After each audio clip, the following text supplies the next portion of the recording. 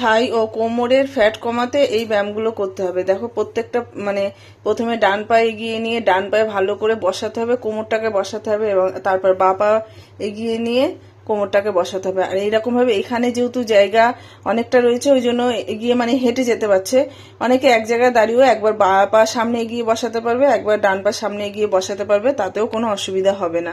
এখানে যেহেতু অনেকটা জায়গা রয়েছে সেই জন্য এরকম করছে। আর এটাতে যাদের মানে হিপটা ভারী বা থাইটা ভারী তাদের এই ব্যায়ামটা করলে আস্তে আস্তে সেটা মানে চর্বিটা কমতে সাহায্য করে এই ব্যায়ামটা।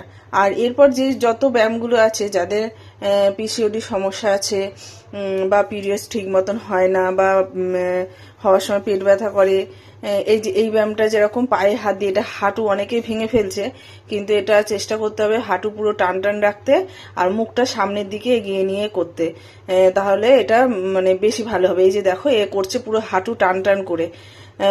এটা এইগুলো সব পিসিওডি সমস্যা যাদের আছে বা যাদের নিয়মিত হয় না তারা এইগুলো করবে, এগুলোতে খুব উপকারী হবে। এরপরে যেটা আছে সেটাও সেম, কিন্তু সেটা বসে, এটা যেরকম পায়ে হাত দিয়ে হাফ পজিশনে, আর এরপরেরটা হচ্ছে পুরো মানে বসতে হবে, মেঝেতে বসে পায়ে হাত দিয়ে পুরো আস্তে আস্তে করে যেতে হবে।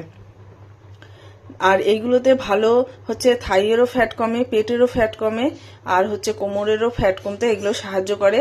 কিন্তু যাদের হাঁটুতে প্রবলেম আছে মানে হাঁটু ব্যথা আছে তারা কিন্তু এগুলো করবে না, কারণ এগুলো করলে হাঁটু ব্যথা আরো বেড়ে যাবে।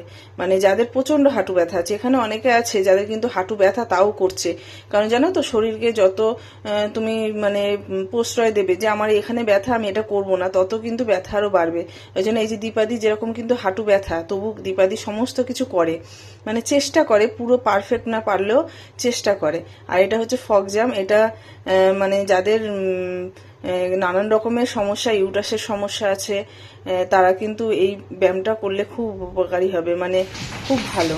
আর সবার এটা হচ্ছে রানিং জাম্পিং, মানে দৌড়ে করতে পারো, আর যদি তোমাদের জায়গা না থাকে তাহলে এক জায়গায় দাঁড়িয়ে জাম্পিং করতে পারো। হাইনিটা এটা খুব ভালো মানে চর্বি কমানোর জন্য।